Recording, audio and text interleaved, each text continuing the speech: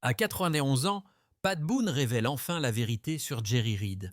Pat Boone, de son vrai nom Charles Eugene Boone, est né le 1er juin 1934 à Jacksonville, en Floride.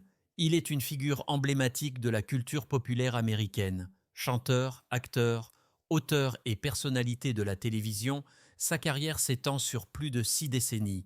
Devenu célèbre dans les années 1950, Boone est devenu l'une des voix les plus reconnaissables de sa génération.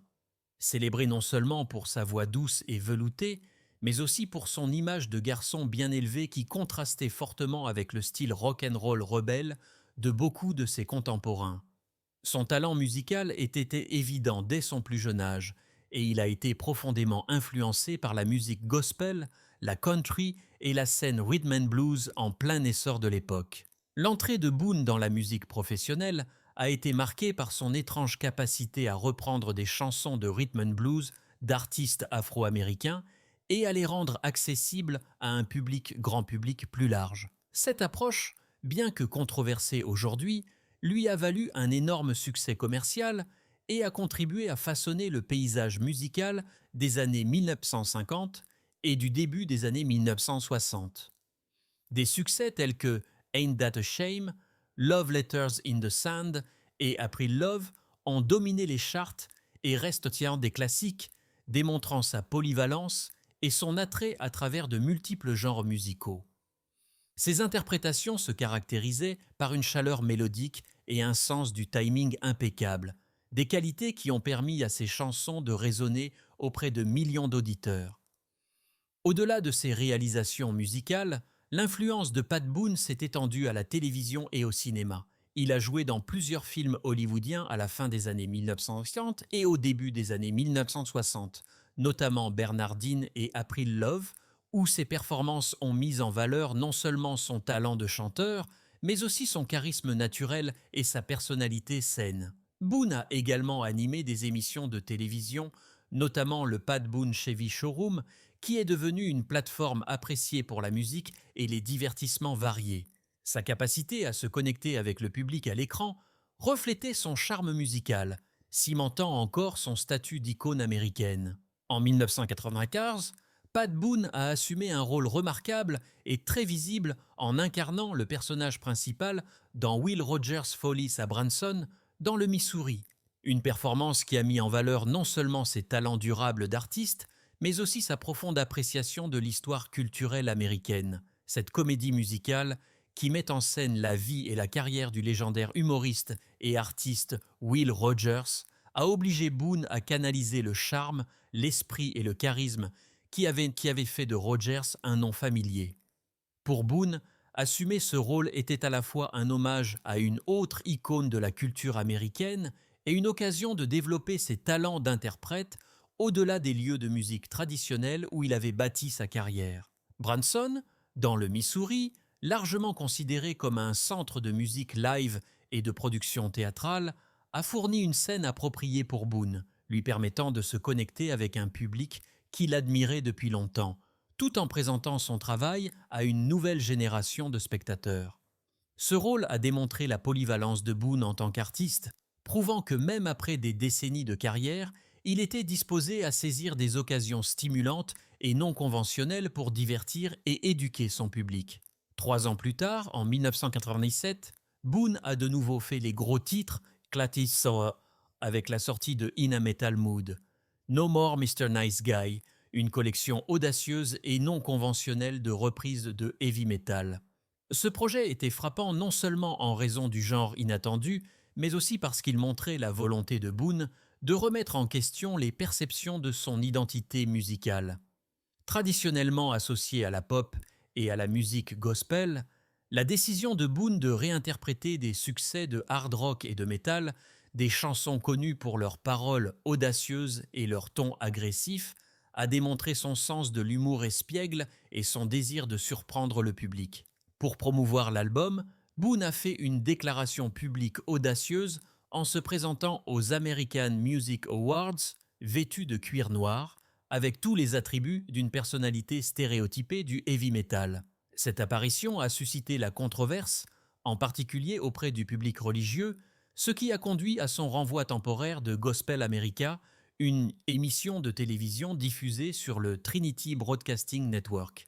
Cependant, la réponse de Boone au contre-coup a reflété son mélange caractéristique d'humilité, d'esprit et de foi. Après une réunion spéciale avec le président de TBN, Paul Crouch, et son pasteur de longue date, Jack Hayford, Boone a expliqué que sa tenue en cuir était destinée à être une parodie de lui-même plutôt qu'un rejet de ses valeurs gospel. Son explication candide et son intention sincère ont finalement été acceptées et TBN l'a réintégré, permettant à Gospel America de revenir à l'antenne et de réaffirmer le statut respecté de Boone au sein de la communauté chrétienne de la radiodiffusion. En reconnaissance de ses décennies de contribution à la musique gospel, la Nashville Gospel Music Association a honoré Boone en 2003 en l'intronisant au Gospel Music Hall of Fame. Cette distinction prestigieuse reflète l'impact profond que Boone a eu sur le genre, célébrant non seulement son succès commercial, mais aussi son influence spirituelle et son engagement à élever le public à travers sa musique.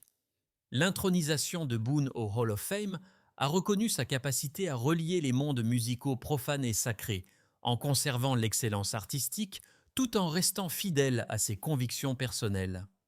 Poursuivant ses explorations musicales aventureuses, Boone a sorti We Are Family, RB Classics en 2006, une collection soigneusement sélectionnée de 11 reprises de certaines des chansons RB les plus emblématiques de l'histoire de la musique américaine. Cet album comprenait des classiques tels que la chanson titre We Are Family, Papa's Got a Brand New Bag de James Brown, Soul Man, Get Down Tonight et A Woman Needs Love, ainsi que 6 autres succès qui définissent le genre.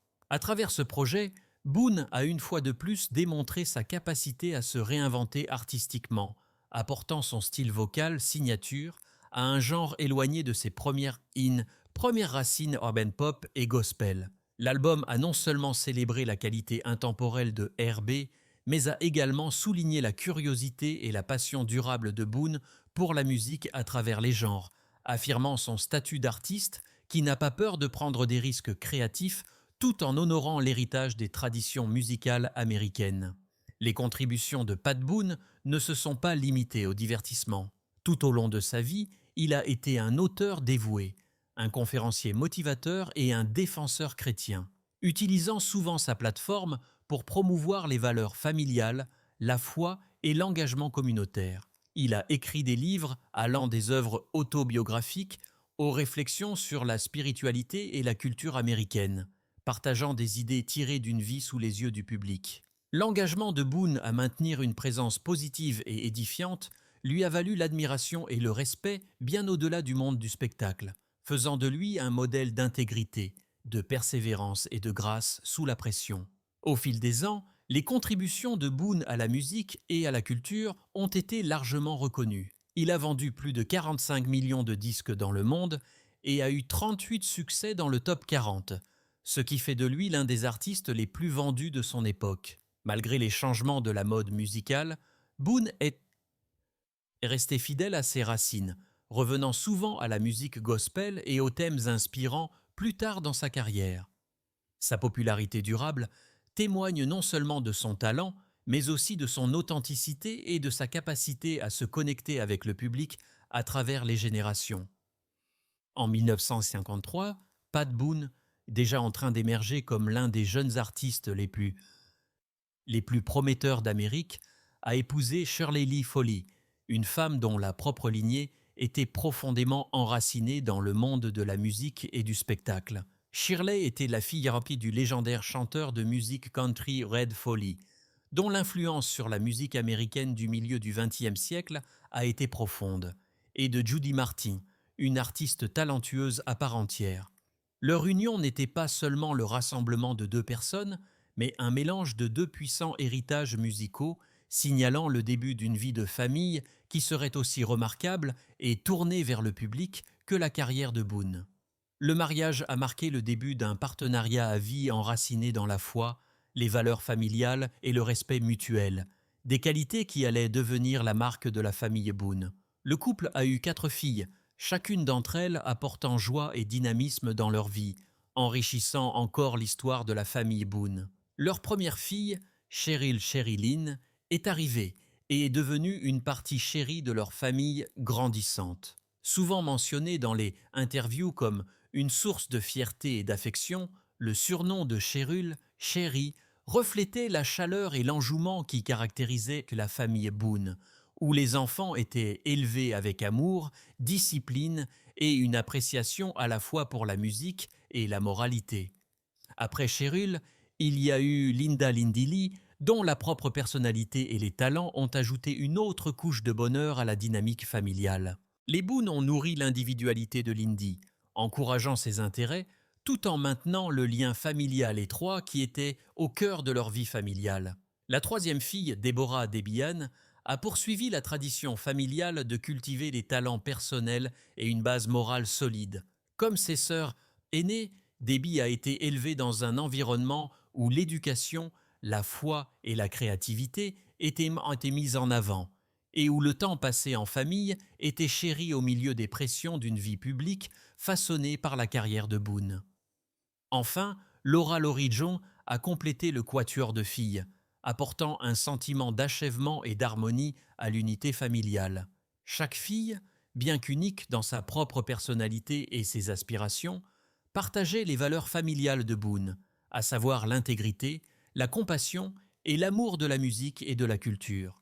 Ayant grandi dans une maison où l'influence des deux parents était évidente dans tous les aspects de la vie quotidienne, à l'âge de 91 ans, Pat Boone, l'une des figures les plus emblématiques de l'histoire de la musique et du divertissement américain, s'est finalement confié sur sa relation professionnelle et personnelle de longue date avec le légendaire chanteur et guitariste de country Jerry Reed. Boone, qui a vécu une vie sous les yeux du public pendant plus de 7 décennies, a toujours été connu pour son comportement poli, ses commentaires mesurés et sa capacité à maintenir un sens du respect et de la dignité dans l'industrie du divertissement, souvent turbulente.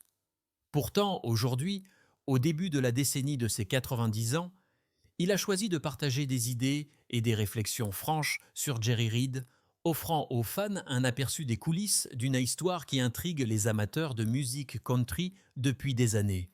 Jerry Reed ne ressemblait à personne que j'ai jamais rencontré, admet Boone. Une déclaration qui porte en elle un poids d'expérience personnelle et d'admiration. Il avait une étincelle, un feu, une créativité brute et non filtrée. On pouvait le sentir dès qu'il entrait dans une pièce. Ici, Boone souligne la personnalité unique de Reed, capturant non seulement le talent, mais l'aura qui a fait de Reed une figure si magnétique et influente dans la musique country. Les mots de Boone suggèrent un mélange d'admiration, de respect et peut-être même un soupçon de nostalgie pour une époque où un tel talent brut pouvait laisser le public hypnotisé sans avoir besoin d'embellissements modernes. Boone va plus loin, relatant des exemples spécifiques qui illustrent le génie singulier de Reed. Je me souviens d'une session à Nashville, se souvient Boone, où Jerry a simplement pris sa guitare et a commencé à jouer ce riff qui ne ressemblait à rien de ce que les autres faisaient. Les gens ont arrêté ce qu'il faisait juste pour écouter. Il avait cette capacité de transformer un simple air en quelque chose d'inoubliable. Dans cette réflexion, Boone ne se contente pas de se remémorer ses prouesses musicales. Il transmet le genre de charisme et d'originalité qui distinguait Reed à une époque où la musique country évoluait rapidement. Le récit de Boone offre plus que de la nostalgie.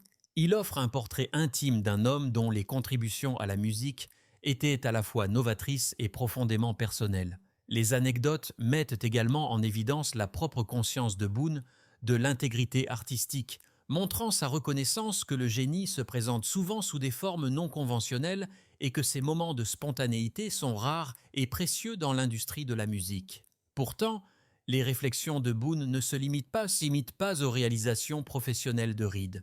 Il aborde également la personnalité de Reed, sa générosité et son tempérament parfois difficile. Jerry pouvait être espiègle, imprévisible et carrément têtu, admet Boone avec un sourire. Mais cela faisait partie de son charme. Il n'a jamais compromis ce qu'il était pour personne et en cela, il était un véritable original. Il fallait respecter cela. Ses commentaires illustrent l'appréciation de Boone pour l'authenticité, une valeur qu'il a privilégiée tout au long de sa longue carrière. Il dresse un portrait de Reed comme une figure multidimensionnelle, un homme d'un immense talent, mais aussi d'une complexité humaine avec des traits qui pouvaient défier les collaborateurs tout en le faisant aimer à ceux qui étaient prêts à le comprendre. La franchise de Boone est ici remarquable. Elle suggère une volonté, même à 91 ans, de parler honnêtement des amitiés et des relations professionnelles, offrant une perspective façonnée par des décennies d'expérience et d'observation dans une industrie qui offre rarement une telle honnêteté. Enfin, Boone réfléchit sur l'héritage de Jerry Reed, le situant non seulement en termes de musique, mais aussi en termes d'influence, de mentorat et d'impact culturel. Jerry a changé la donne. Boone affirme qu'il a inspiré tant de gens non seulement par son jeu de guitare, mais aussi par son approche de la vie, audacieuse, intrépide et sans complexe. Je me sens privilégié de l'avoir connu et d'avoir partagé ne serait-ce qu'une petite partie de ce voyage avec lui. Dans cette déclaration, Boone positionne Reed non seulement comme un musicien remarquable, mais comme un symbole de courage artistique et d'authenticité, une figure dont l'influence transcende les aspects techniques de la musique et touche à la philosophie même de la vie créative. Les réflexions de Boone, partagées après une vie passée à observer et à participer au monde du divertissement, offrent un témoignage rare et précieux d'une amitié, d'un mentorat et d'un respect mutuel qui ont perduré malgré les défis et les particularités des deux hommes. À 91 ans, la volonté de Boone de finalement dire la vérité sur Jerry Reed est à la fois un document historique et un hommage personnel qui résume la profondeur de l'admiration, les leçons apprises et l'impact durable d'une vie vécue aux côtés de l'un des personnages les plus inoubliables de la musique country.